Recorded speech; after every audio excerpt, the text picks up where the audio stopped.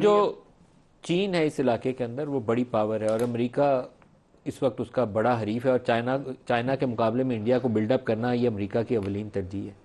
آنے والے دن کیا رخ اختیار کریں گے اس خطے کے اندر، کیا اثر انداز ہوں گی وہ پالیسیز جو ٹرمپ امریکہ میں کریں گے؟ انہوں نے پروٹیکشنزم کا ذکر کیا، وہ چائنا کے اوپر زیادہ لاگو ہونا ہے، ہمارے لیے اس کے کیا اثرات ہوں گے؟ دیکھیے ندیم بھائی، میں نے آپ کو پہلے بھی کہا، یہ خطہ جس خطے میں ایران ہے، چین ہے، پاکستان ہے، انڈیا ہے، افغانستان ہے، روس میں بھی اس کو شامل کر دیں، یہ خطہ امریکہ کے لیے چین کی وجہ سے،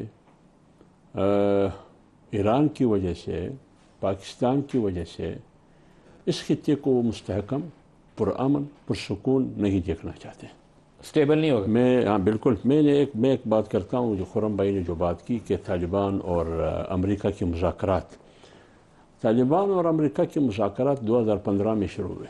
آپ کو یاد ہے مری میں اس کی بیٹھک تھی 2015 میں، نشست ہوئی، اس سے 24-48 گھنٹے کے بعد پھر یہ افواہ ہوا کہ ملا عمر آخند اس دنیا میں نہیں ہے، پھر وہ مذاکرات تعطل کے شکار ہوئے۔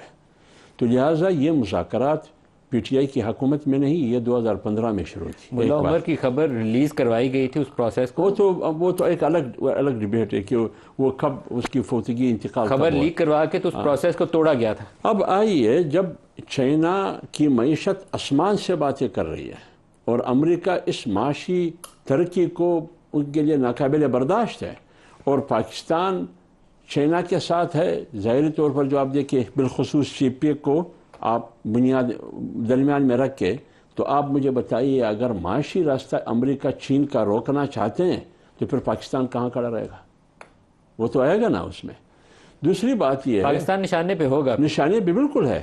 دوسری بات یہ ہے کہ پاکستان اور ایران کے درمیان، ایک مثال آپ لے لیں، Iran Pakistan gas pipeline, انہوں نے اپنے علاقے کا کام تو انہوں نے پورا کیا، ایران نے گیس پائپ لائن بچھایا ہے، ہم نہیں کر سکتے ہیں۔ سر اس میں ویسے معذرت کے ساتھ ہمارے آصف علی زرداری صاحب نے پاکستان کے ساتھ بہت محبت کی ہوئی ہے، یہ اپنی پریزیڈنسی جب ان کی ختم ہو رہی تھی ایران سے ایگریمنٹ کر گئے ہوئے ہیں، یہ سوچے بغیر کہ آپ میں ہمت ہے امریکی سینکشنز کے ہوتے ہوئے اس پروجیکٹ کو آگے چلانے کی یا نہیں ہے؟ ندیم بھائی، ہم کیا کرتے ہیں، بڑی شارٹ سائٹڈ اپروچ ہے ہماری۔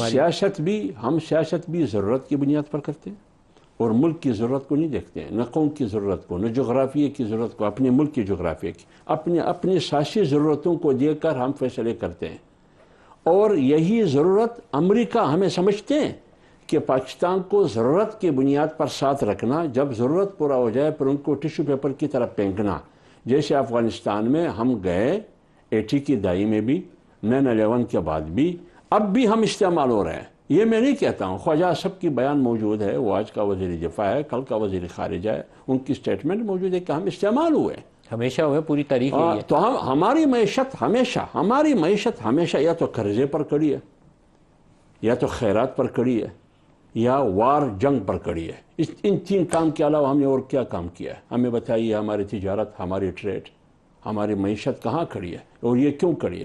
لہٰذا امریکہ ٹرمپ کی صورت میں ہو یا کملا ہیرس کی صورت میں ہو، جو بھی ہو، امریکہ آپ کو سٹیبل نہیں دیکھنا چاہتے، آپ کو مضبوط اور مستحکم نہیں دیکھنا چاہتے، اور پوری خطے کو نہیں دیکھنا چاہتے، وہ صرف اور صرف بھارت کو مضبوط دیکھنا چاہتے ہیں۔